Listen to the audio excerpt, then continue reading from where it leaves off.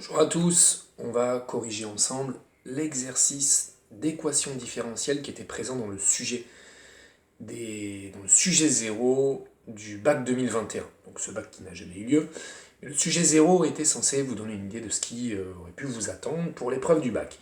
Donc dans ce sujet 0, il y avait un exercice qui traite de ce nouveau chapitre qui est depuis cette année au programme de terminale, que sont les équations différentielles.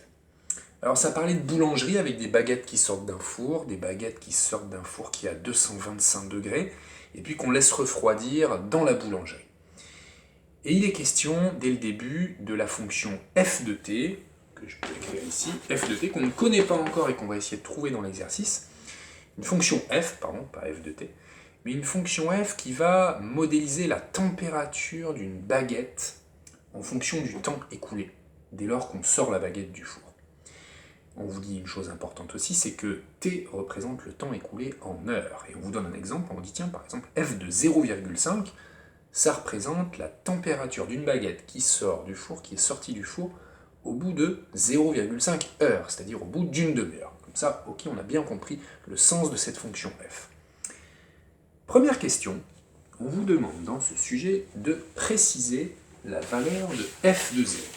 Voilà une toute première question d'un exercice. On vous demande f de 0, c'est que ça ne doit pas être trop dur. Souvent, les premières questions des exercices de modélisation nécessitent juste de bien lire l'énoncé, de bien interpréter. Il va falloir aller chercher cette information-là dans l'énoncé.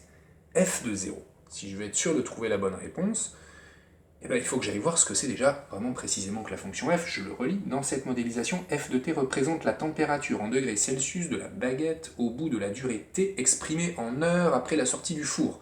Donc f de 0, je remplace mes t par 0 dans cette phrase, ça représente la température en degrés Celsius de la baguette au bout de 0 heure. Voilà ce que c'est que f de 0. C'est la température de la baguette 0 heure après qu'elle soit sortie du four. Donc finalement, c'est la température de la baguette pile quand elle sort du four, c'est-à-dire la température de la baguette lorsqu'elle était dans le four. Donc dans l'énoncé, on me dit que les baguettes sortent du four à une température de 225 degrés. J'ai bien interprété l'énoncé, je peux donner le résultat sans justification. f de 0 égale 225, je vérifie toujours les unités. Est-ce que l'unité de f de t ça doit être laissée en degrés Celsius? Oui, c'est écrit dans l'énoncé. Donc f de 0, c'est 225 degrés Celsius. Si je veux vraiment mettre une justification, j'écris que c'est ici la température d'une baguette lorsqu'elle sort du four. Température d'une baguette à la sortie du four. Et donc j'insiste, ces toutes premières questions dans les exercices de modélisation, ce sont des interprétations de l'énoncé. Parfois ça peut être des lectures graphiques. Ici il n'y avait pas de courbe, donc ça ne pouvait être qu'aller chercher une information dans l'énoncé, un peu comme quand vous avez des sujets de proba, et que dès le début, il y a des petites questions. Donnez la valeur de P de A, ou de P de A1, de P de B2. Ben, on lit l'énoncé, et puis on le trouve directement. Question B. Question 1B, ça c'était la 1A. Question 1B. N'oubliez pas que dans l'énoncé, on vous dit que la fonction f, on ne la connaît pas encore, mais on sait que la fonction f, elle vérifie cette équation différentielle. Alors ça, on ne vous demande pas de le prouver. Ça provient de la loi de refroidissement de Newton, mais ça c'est plutôt de la physique. Donc toute la partie modélisation dans cet exercice, elle est évacuée, c'est pas à vous de le faire. Mais c'est à vous, par contre, d'admettre que la fonction f vérifie cette équation différentielle qu'il va falloir résoudre. Parce que la question 1b, c'est résoudre l'équation différentielle, ceci, qui n'a pas de nom. On pourrait lui en donner un. Vous pourrez l'appeler E. Alors, c'est en une seule question. Si c'est en une seule question, c'est que c'est forcément une équation différentielle typique. Une équation dont vous pouvez donner les solutions directement. Il n'y a pas tout à faire, le principe de superposition, etc. Non, non, non. Ça, c'est du cours brut. On doit reconnaître une équation différentielle particulière. C'est bien sûr une équation différentielle de la forme y' égale AY plus B. Sauf que je ne le vois pas encore tout à fait comme ça, donc je vais m'arranger pour le faire apparaître comme ça, comme dans mon cours. J'écris quoi? J'écris cette équation sous une forme que j'aime bien. Donc l'équation E, elle est équivalente à y' égale moins 6y plus 150. Et écrite comme ça, je la reconnais bien. J'écris que E est de la forme Comme ça, je détaille vraiment tout parce qu'il n'y a pas grand-chose à écrire dans cette question, autre que juste cracher son cours. E est de la forme y' égale AY plus B, avec A égale moins 6 et B égale 150. C'est une équation différentielle homogène, non homogène, pardon, excusez-moi, linéaire du premier ordre à coefficient constant, et donc avec un second membre, qui est ce petit b qui traîne là à la fin. Donc ça c'est dans le cours. On peut balancer directement les solutions. Dès lors qu'on a reconnu la forme E est de cette forme-là, donc les solutions de E sont, alors attention, les solutions d'une équation différentielle, ce sont toujours des fonctions, donc sont les fonctions définies sur R, sauf que définies sur R c'est dans votre cours, mais ici qu'est-ce qu'on vous dit sur cette fonction j'allais dire, ouais là c'est un peu particulier parce que on vous met résoudre l'équation différentielle y' plus 6y égale 150, c'est un peu maladroit, parce qu'on ne vous demande pas de résoudre sur un certain intervalle, donc nous on va travailler sur R ici, parce que c'est de leur faute en fait. Ils auraient dû nous demander de nous limiter à l'intervalle 0 plus l'infini, c'est-à-dire de nous limiter aux solutions de cette équation différentielle qui sont définies sur 0 plus l'infini. En fait, c'est les mêmes que celles qu'on va écrire, mais ça aurait permis de mieux enchaîner avec la fonction f, qui est celle qui parle de la température de la baguette, quand même, avec un t qui ne peut pas être négatif. Mais là, si on me demande cette équation différentielle, malheureusement pour vous, elle a des solutions qui sont des fonctions définies sur R, donc on va mettre définies sur R. Donc les solutions de E sont les fonctions définies sur R par, y de t. Alors je mets déjà la variable t parce que, pareil, ça s'enchaînera mieux avec la deuxième partie. Et j'écris ça directement, alors comme j'ai plus trop de place, je vais l'écrire là. Donc par y de t égale k exponentielle de moins 6t, c'est du par cœur, plus moins b sur a, c'est-à-dire plus, moins b c'est moins 150, sur a c'est moins 6. Donc je récapitule, je réexplique tout ça. Là, c'est une forme des solutions qui est à apprendre par cœur, ça s'appelle la forme générale des solutions. Ça, c'est mon petit a, ça, c'est moins b, et ça, c'est a, moins b sur a. K exponentielle de at plus moins b sur a, et il faut que j'explique quand même que k est un réel. Et voilà, j'ai résolu mon équation différentielle dans le sens où j'ai écrit la forme générale de toutes les solutions de cette équation différentielle. Toutes ces solutions sont des fonctions définies sur R par cette expression-là. Donc il y en a une infinité, il suffit que je change la valeur de k pour en avoir une autre. Ça, c'est donc la question 1b. Je passe à la question 1c.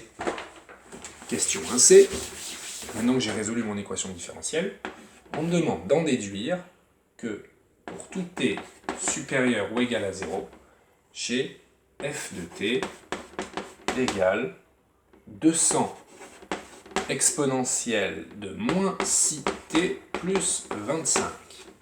Voilà, on me demande de trouver ça. Alors, on me demande de trouver f, en fait. Et moi, j'ai déjà résolu mon équation différentielle, et on me dit que f, mon énoncé, est solution de l'équation différentielle y' égale 6y plus 6y égale 150. Donc je suis un peu embêté au début, parce que je me dis, pourquoi c'est celle-ci? Pourquoi c'est celle-ci parmi ces solutions-là? Alors il faut que je me replonge dans le cours. Je me rappelle que pour les équations différentielles, celles qu'on voit dans le cours, celles du premier ordre, celles qui sont à coefficient constant, qui sont linéaires, eh bien on a toujours une infinité de solutions. Et que dès qu'on vous parle d'une solution, c'est que soit c'est une solution particulière, soit c'est une solution parmi toutes les solutions, mais qui vérifie une certaine condition. Donc là, il faut que j'essaie de comprendre que là, déjà, dans cette expression, j'ai plus de paramètres, j'ai plus de k, donc le k a été trouvé, le k vaut 200 apparemment, donc ça veut dire que très certainement, cette fonction-là, eh bien, c'est une des solutions, mais avec une condition initiale, qu'il va falloir que j'aille chercher. Et en effet, quand je regarde bien l'énoncé, cette fonction f, ok, elle est solution de l'équation différentielle y' plus 6y égale 150, mais aussi, cette fonction-là, elle est telle que f de 0 égale 225. C'est ce qu'on a répondu en question 1, bien sûr. Rappelez-vous, la baguette qui sort du four, dès qu'elle sort du four, elle est à une température de 225 degrés. Donc ici, je suis en présence d'une fonction, enfin, je recherche une fonction qui est solution d'une équation différentielle, mais qui vérifie en plus une condition initiale. Donc écrivons-le tout ça. Hein. Ça, c'est ce qu'on doit trouver. Et donc pour le trouver, on va écrire que f est solution de E est f de 0 égale 225. Alors oui, c'est un peu maladroit de ma part d'avoir laissé moins 150 sur moins 6, hein. Ça se calcule, hein. Ça se calcule cette chose-là. Donc bien sûr, ça fait 25. Alors on y va. F est solution de E. Donc comme f est solution de E, ça veut dire que f est de la forme, donc f est de la forme f de t égale k exponentielle de moins 6t, donc plus 150 sur moins 6, c'est-à-dire plus, on a dit, 25. On vérifie bien que ce calcul nous donne 25. Donc je sais que cette fonction f que je recherche, elle est de cette forme-là avec k appartenant à R. Mais il faut maintenant que j'exploite le fait que f de 0 égale 225. Ceci équivaut à...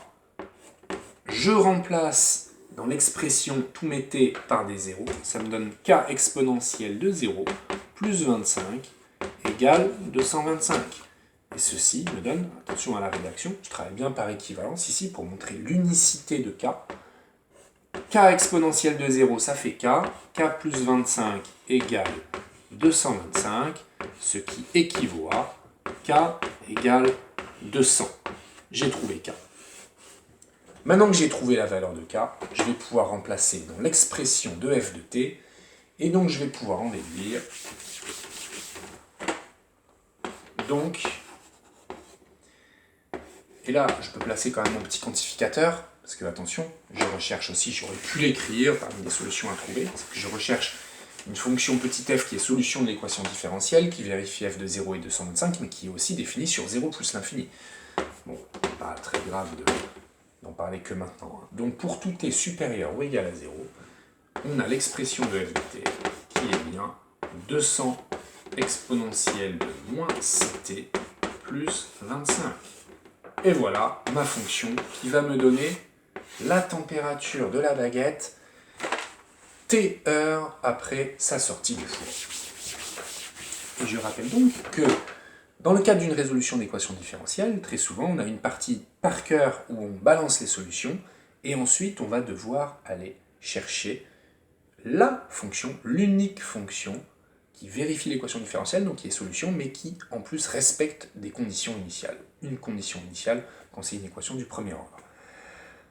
Petit 2. Par expérience, on observe que la température d'une baguette sortant du four décroît, bien évidemment. Elle refroidit. Elle tend à se stabiliser à la température ambiante. Voilà, ça c'est ce qu'on a constaté expérimentalement.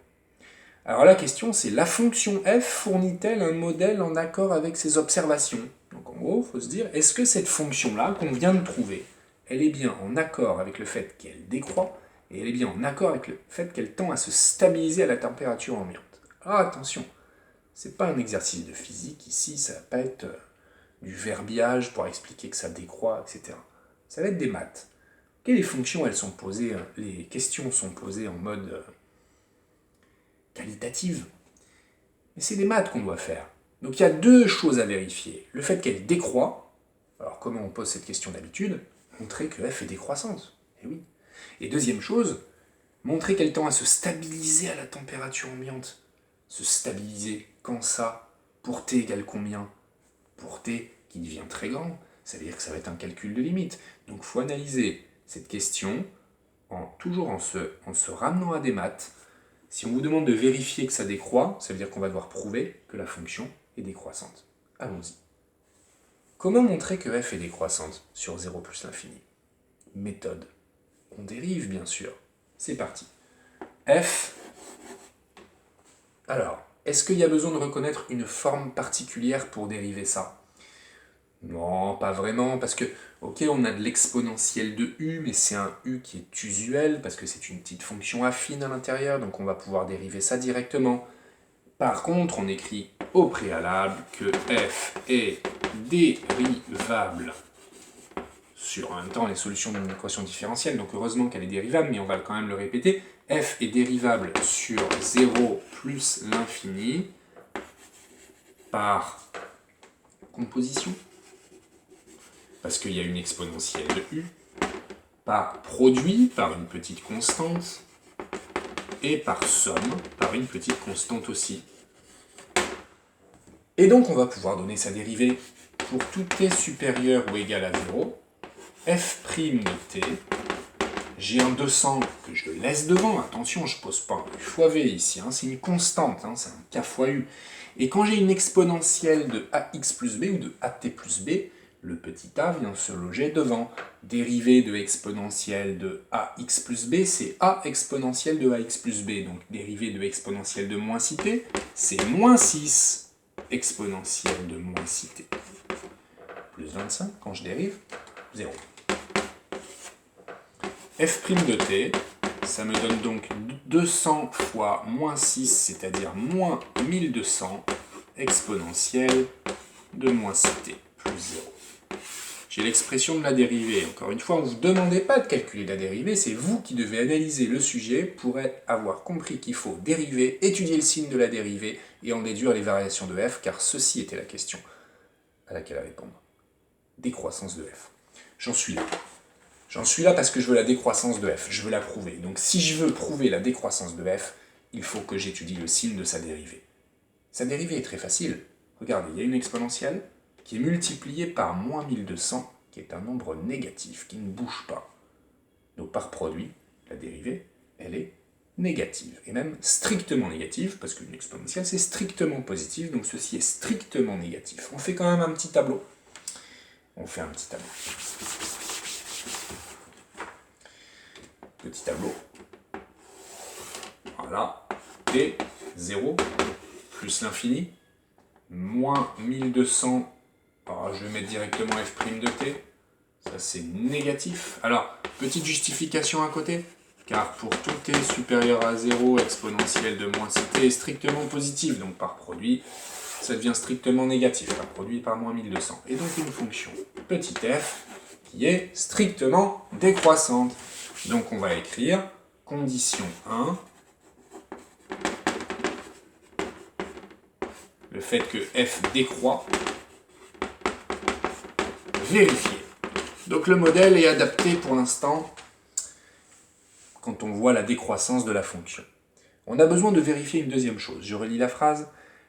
La température d'une baguette tend à se stabiliser à la température ambiante. Ça veut dire quoi? Ça veut dire que si je calcule la limite, en plus l'infini, eh bien ça devrait tendre vers la température ambiante de la boulangerie. Ça veut dire qu'il va falloir que je travaille sur cette limite-là, la limite de f de t. Donc je remets l'expression de f de t. F de t, c'était 200 exponentielle de moins 6t plus 25.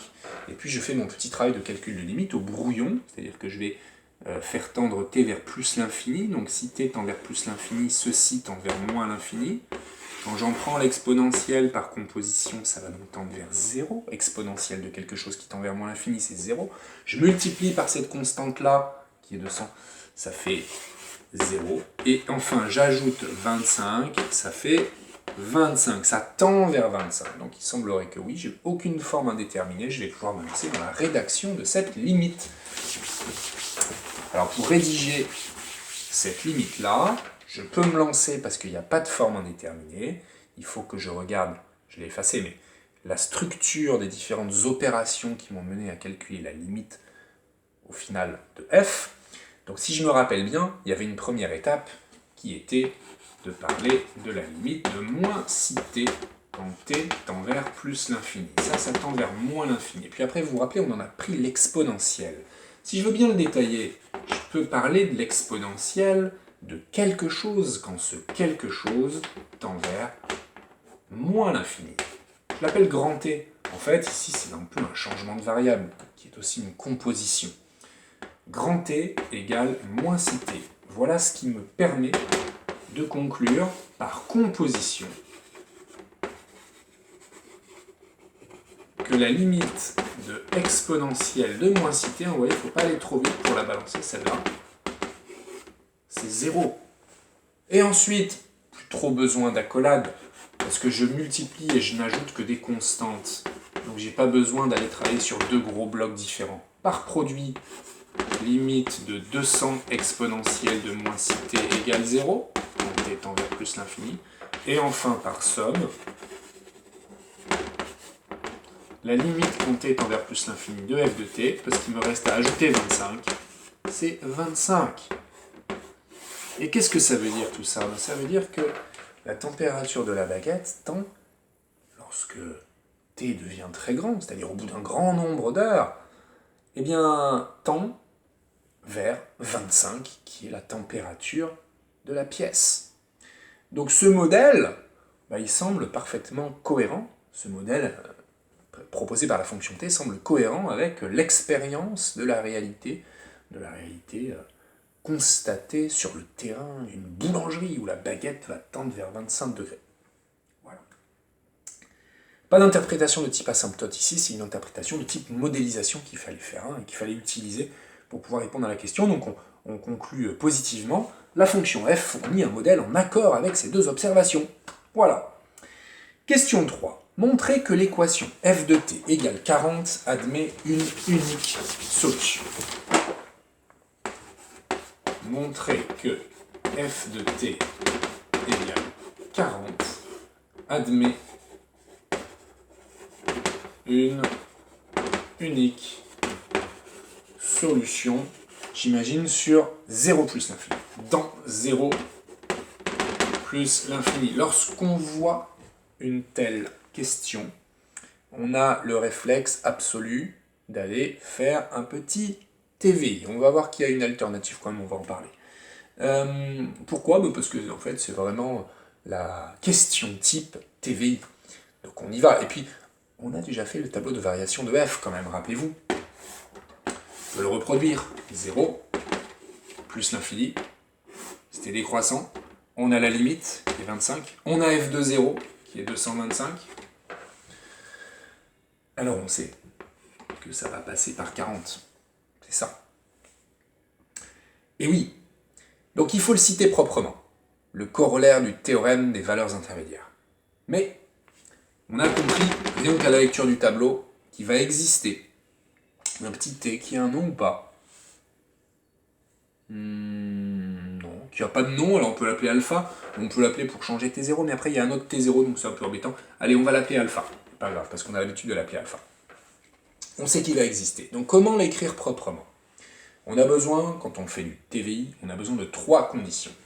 On a besoin d'une première condition, 1, qui est que la fonction f, elle est continue. Pourquoi elle est continue? Parce qu'elle est dérivable. Allez, ça va très bien. Donc f est dérivable, donc continue sur 0 plus l'infini. Ça, c'est mon petit 1. Première condition importante. Deuxième condition. Il faut que ma fonction elle soit strictement monotone. C'est le cas parce qu'ici, elle est strictement décroissante sur 0 plus l'infini. Donc je l'écris.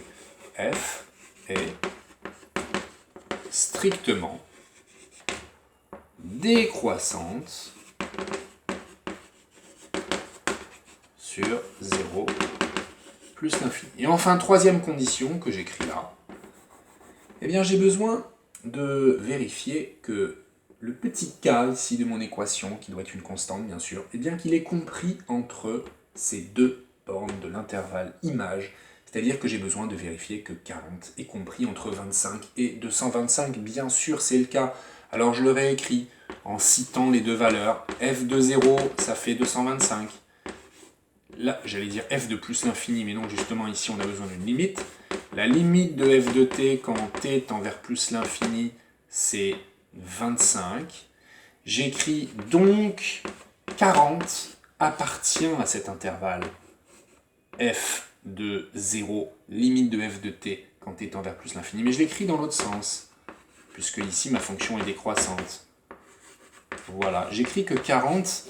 il appartient donc à cet intervalle formé par la limite en plus l'infini et l'image de 0. J'ai cité mes trois conditions proprement. Je vais pouvoir dire, ici, donc, d'après le corollaire du TVI, corollaire parce qu'il utilise la stricte monotonie. D'après le corollaire du TVI, l'équation f de t égale 40 admet une unique solution que j'appelle alpha dans 0 plus l'infini. Et voilà. J'ai répondu à la question en prouvant l'existence et l'unicité de cette solution. Alors, méthode alternative pour la question 3. Mon équation, c'est f de t égale 40. Bien évidemment, on a un réflexe, toujours quand on voit une question comme ça, montrer qu'une équation admet une unique solution sur un intervalle. On pense tout de suite en classe de terminale au TVI. Par contre, il ne faut pas oublier que les équations, il y en a certaines que vous savez résoudre quand même. Donc si vous savez la résoudre et prouver qu'il y a une seule solution parce que vous la résolvez, eh ben, ne vous empêchez pas de le faire. Alors essayons ici, parce que d'habitude ça ne marche pas. Mais essayons cette équation, pas besoin de la nommer, je ne vais pas l'appeler E, E est déjà pris par l'équation différentielle en plus. Mais si je remplace f de t par son expression, ça me donne 200 exponentielle de moins 6t plus 25 égale 40. Alors je m'aperçois qu'en fait j'ai une seule fois la variable t qui apparaît ici, donc c'est une équation que je suis largement capable de résoudre. Comment faire? En plusieurs étapes, tranquillement, je vais passer mon 25 de l'autre côté, 15. Et puis je vais diviser par 200. 15 sur 200. Alors il se trouve que 15 sur 200, ça peut se simplifier un petit peu. Exponentielle de moins 6t. Toujours résoudre par équivalence, travailler par équivalence. Quand je divise par 5, ça me fait 3 quarantièmes. Voilà. Et puis, pour faire tomber mon moins 6t ici, qui est un peu gêné par l'exponentielle, bah, j'applique la fonction logarithme népérien. Alors, je n'ai pas besoin de dire que c'est parce qu'elle est strictement croissante, etc. Non, là, je travaille sur des équations, donc il n'y a pas de problème. Alors oui, je perdrai l'équivalence, mais si je ne mettais pas en toute rigueur que ma fonction logarithme est strictement croissante, mais c'est pas grave, moins 6t égale ln de 3 quarantièmes. Voilà, j'ai appliqué la fonction ln à gauche et à droite de mon égalité. Je n'ai plus qu'à diviser par moins 6, j'ai mon t moins 1 sixième, ln de 3 quarantièmes. Voilà, j'ai travaillé sur mon équation, je l'ai résolue, je trouve qu'il y a une seule valeur, donc j'ai bien montré qu'il y avait une unique solution à mon équation f de t égale 40. Alors, on me demande quand même de montrer que cette solution, elle est dans l'intervalle 0 plus l'infini. Donc là, franchement, je vais prendre ma petite calculatrice. Alors, sauf que vous connaissez la fonction ln. Vous savez que c'est une fonction qui est comme ça. Voilà. Donc là, il y a 1. Et 3 quarantièmes, vous le savez aussi, le numérateur est inférieur au dénominateur. Ce sont deux nombres positifs, donc vous savez que ceci est un nombre compris entre 0 et 1. Donc son logarithme, il est négatif. Donc ça, c'est négatif. Si je le multiplie par moins 1 sixième, ça devient positif. Donc ce petit t, il est bien dans l'intervalle 0 plus l'infini. Hein, on le vérifie. On a bien un t qui est ici strictement positif. D'ailleurs, il pourrait être nul, mais il ne l'est pas. Il vérifie ça, c'est ça qui nous importait. Alors, si je saisis ça dans ma calculatrice, ça va me donner quoi?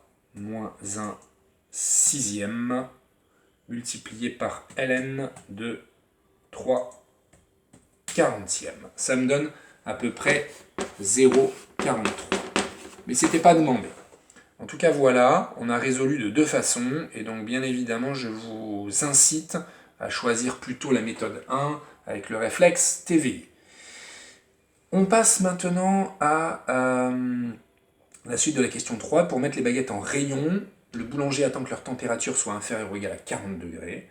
On note T0, le temps d'attente minimal entre la sortie du four d'une baguette et sa mise en rayon, et on donne en page suivante la représentation graphique de la fonction f dans un repère orthogonal, avec la précision permise par le graphique, lire T0. Alors là, lecture graphique, hein, on est d'accord, il faut quand même bien interpréter, bien comprendre ce qu'on vous demande de faire ici, mais on a un graphique, donc vous allez repérer les choses importantes.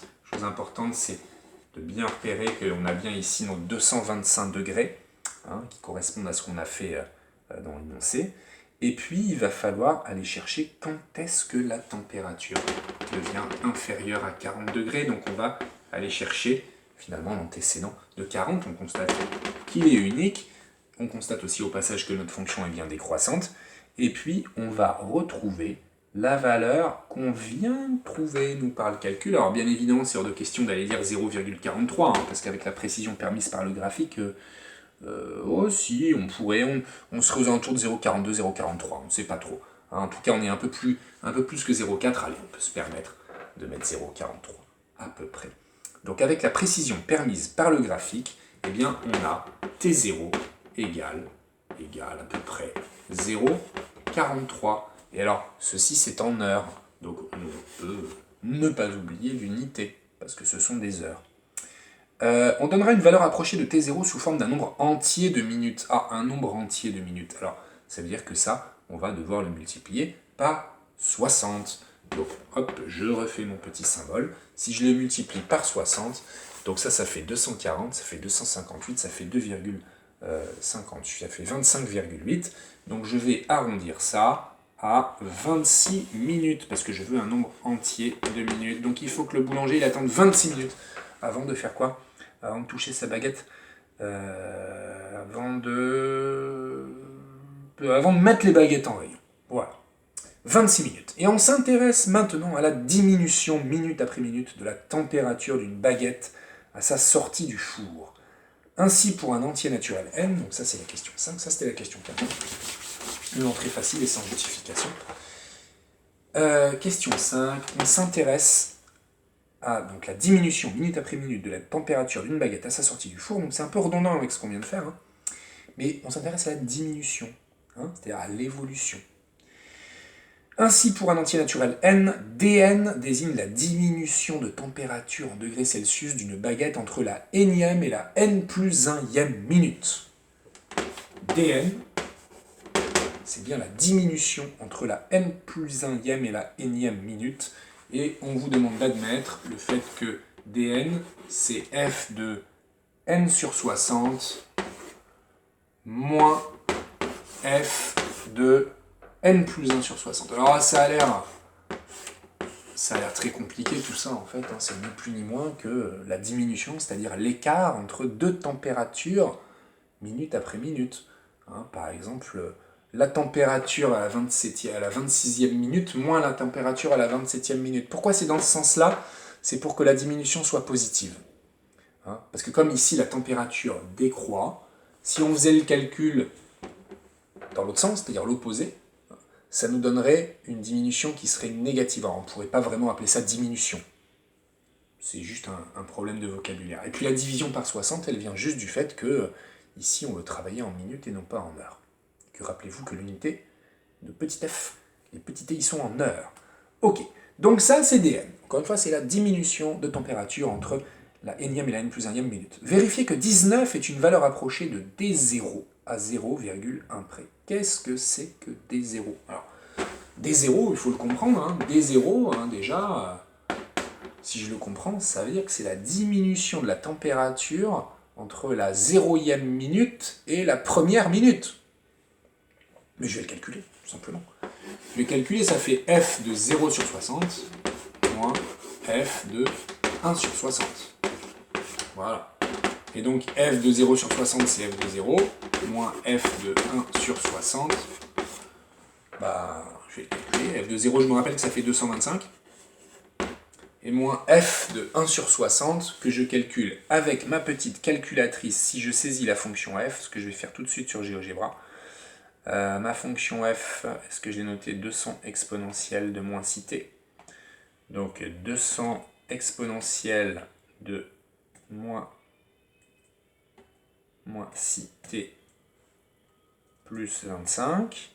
Voilà. Et je vais demander le calcul de f de 1 sur 60, ce qui fait à peu près 205,97. Moins 205,97, j'aurais pu garder l'application numérique pour la fin.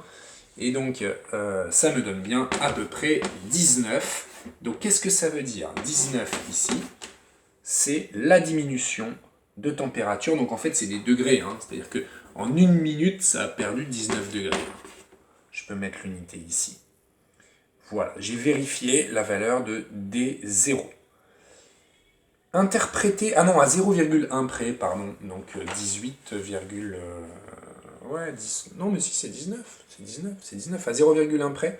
Ouais, parce que c'est 19,0. Alors, vous qui faites de la physique, vous savez qu'il vaut mieux mettre un chiffre significatif quand on vous demande un arrondi à 0,1 près, donc 19,0.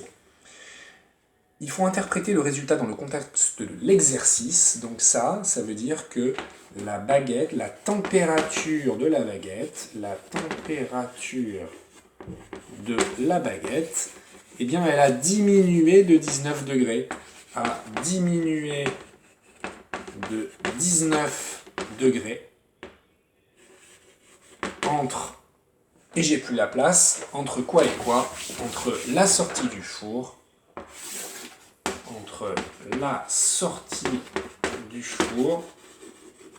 et la première minute.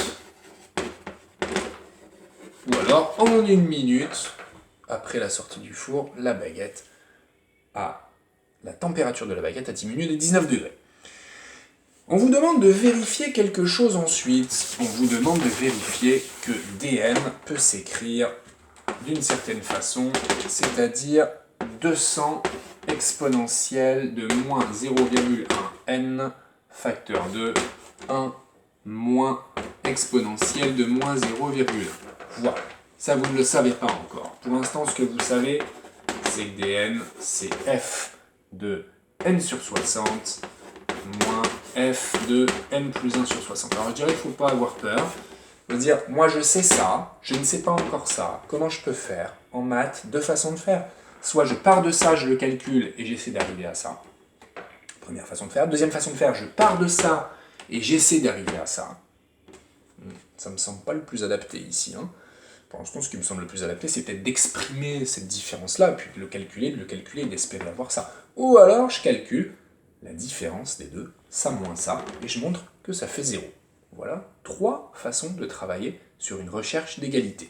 Si je veux prouver que A égale B, je répète, je pars de A et j'essaie d'arriver à B, ou bien je pars de B et j'essaie d'arriver à A, ou bien je calcule la différence A moins B et j'essaie de trouver 0. Bon, là, on se dit quand même que pour avoir ça, il suffira peut-être d'exprimer ce calcul-là, hein, d'accord? Donc de remplacer, parce que la fonction f, je la connais, je vais aller la chercher. Donc il s'agit de 200 exponentielle de moins 6t, c'est-à-dire 200 exponentielle de moins 6 fois n sur 60, plus 25. Moins, attention, j'oublie pas mes parenthèses parce que j'ai pas envie de me faire avoir, 200 exponentielle de moins 6 fois n plus 1 sur 60, plus 25. Donc la règle du moins parenthèse va faire que mes 25 vont s'éliminer, hein, on est d'accord? Et il va me rester 200 exponentielle de moins 6n sur 60, c'est-à-dire moins 0,1n, moins 200 exponentielle de moins 0,1 facteur de n plus 1. Et voilà ce que je trouve. Et voilà ce que j'aimerais. Qu'est-ce que je constate? Je constate qu'il y a une factorisation par 200. Je suis capable de la faire. Je n'ai pas besoin de dire stop, je vais repartir de là et développer. Franchement, je peux y arriver. Mais je constate aussi que là, il y a quand même eu une factorisation par exponentielle de moins 0,1n. Alors il faut que je le fasse apparaître. Et c'est bien sûr une propriété de l'exponentielle qui va me permettre d'y arriver. Donc 200 exponentielle de moins 0,1n, ça je le laisse comme ça. Et ensuite, il va falloir que je fasse apparaître la même exponentielle par un petit travail ici de développement d'abord. Ça fait moins 0,1n plus 0,1. D'accord? Et dès lors que j'ai réussi à exprimer cette exponentielle d'une somme, je me rappelle que exponentielle de a plus b, c'est exponentielle de a fois exponentielle de b. C'est cette propriété-là que je vais utiliser pour écrire que ceci me donne exponentielle de moins 0,1n fois exponentielle de moins 0,1. Propriété de l'exponentielle pour tout a et pour tout b réel. Je peux désormais factoriser par 200 exponentielle de moins 0,1n. Facteur de, ici il me reste 1, moins, ici il me reste ceci. Exponentielle de moins 0,1. Et j'obtiens bien ce qu'il fallait démontrer, c'est-à-dire l'expression de dn en fonction de n de manière un peu plus sympathique que celle qu'on avait dans la définition. Il faut que j'en déduise le sens de variation de la suite dn. Déduire le sens de variation de la suite dn. Alors, bon, bah, il faut que je me lance. Sens de variation de la suite dn. Maintenant que j'ai son expression. Vu que c'est un en déduire, ça veut dire qu'il va falloir que je l'utilise, certainement. Ça, c'est une expression pour tout n entier naturel. 200 exponentielle de moins 0,1n facteur de 1 moins exponentielle de moins 0,1. Ok. Alors, rappelons sur les suites. Quand je veux le sens de variation d'une suite, c'est bien sûr hors de question de dériver. Une suite, c'est discret, ça ne se dérive pas, c'est pas dérivable. J'ai deux méthodes. J'ai le calcul de un plus 1 moins un, pour montrer qu'une suite est croissante ou décroissante, ou alors j'ai une possibilité de faire une récurrence. Je pose Pn égale un inférieur à un plus 1 si je veux montrer que la suite est croissante, par exemple. Alors il faut que je montre que là c'est décroissant. Ah non, je ne sais pas, on me demande le sens de variation. Donc on peut tenter l'une des deux. Alors, moi je préconise de commencer par le calcul de dn plus 1 moins dn, surtout quand on a une suite explicite, bien sûr. Alors parfois pour les suites récurrentes, on voit que ça va pas marcher, donc il faudra penser au raisonnement par récurrence, mais quand on a une suite explicite, aussi compliquée soit-elle ou est-elle l'air, il faut se lancer dans le calcul de dn plus 1 moins dn. Allez, on y va. Pour tout n appartient à grand n, dn plus 1 moins dn égale 200 exponentielle de moins 0,1 facteur de n plus 1 facteur de 1 moins exponentielle de moins 0,1 moins 200, et j'aurai plus beaucoup de place là, exponentielle de moins 0,1 n facteur de 1 moins exponentielle de moins 0,1. Hein, j'ai remplacé dn par son expression, qui est ici, et j'ai remplacé dn plus 1 par son expression, qui est ici. Voilà. Et puis, n'oublions pas que quand on fait ça, hein, le dn plus 1 moins dn, quand on veut étudier les variations d'une suite, eh ben, on va devoir étudier le signe. C'est ça qui va nous permettre de savoir si la suite est croissante ou décroissante. Hein. Rappel méthode, dn plus 1 moins dn, j'étudie le signe. Si c'est positif, ça veut dire que dn est croissante. Si c'est négatif, dn est décroissante. Alors, pour étudier le signe d'un truc pareil, faut que je factorise, bien sûr. Je vais devoir factoriser cette chose-là. Alors, par quoi ? Par le maximum de choses pour me permettre d'avoir une jolie forme bien condensée, bien factorisée pour pouvoir étudier son signe. Donc là, je vois d'ores et déjà que je peux factoriser par 200 facteur de 1 moins exponentielle de moins 0,1. Facile. Par contre, il va me rester exponentielle de moins 0,1 n plus 1 moins exponentielle de moins 0,1 n. Mais là, c'est le même type de factorisation. Je n'ai pas la place pour moins égal. C'est le même type de factorisation que celle de tout à l'heure, c'est-à-dire celle qui utilise les propriétés de l'exponentielle. Ça, quand je le développe, exponentielle de moins 0,1 n moins 0,1, d'accord ? Donc je vais pouvoir factoriser par exponentielle de moins 0,1 n facteur de exponentielle de moins 0,1 moins 1, parenthèse, crochet. Voilà une expression extrêmement factorisée. Alors, ça provient du fait là, hein, si je suis allé trop vite pour certains, ça c'est exponentielle de moins 0,1 n moins 0,1 quand je développe. Et ensuite j'utilise encore la même propriété que celle de tout à l'heure qui est exponentielle de a plus b, c'est exponentielle de a fois exponentielle de b, et j'obtiens ceci tout simplement. Maintenant que j'ai une belle expression bien factorisée, que je comprends qu'ici mes crochets ne me servent plus à rien, j'ai calculé mon dn plus 1 moins dn, je vais analyser le signe de chacun des facteurs. 200, c'est positif. 1 moins exponentielle de moins 0,1. Ah, il faudrait que j'aille le prouver, ça. Vous vous rappelez, exponentielle de... Alors, si on veut le signe de ça, on peut travailler avec une inégalité. Ou alors on peut se rappeler tout simplement que l'exponentielle de 0, ça vaut 1, que l'exponentielle est strictement croissante, donc l'exponentielle de x pour tout x inférieur à 0, c'est inférieur à 1. Donc 1 moins cette exponentielle-là, c'est bien sûr positif. D'accord? Si on veut le tourner, le justifier, on écrit que moins 0,1 c'est inférieur à 0. En passant par l'exponentielle, en appliquant la fonction exponentielle qui est strictement croissante, ça devient inférieur à 1.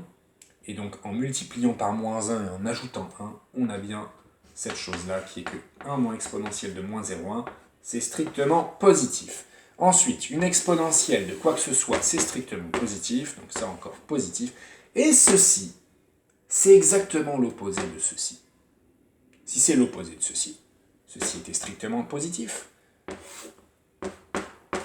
Je vais écrire que c'est l'opposé de ceci. Donc c'est négatif. Alors on a ici le produit de 3 termes qui sont positif, positif, positif, négatif. On pourrait faire un tableau de signes pour mettre tout ça dans un tableau, mais ce ne serait pas essentiel. On va écrire que par produit.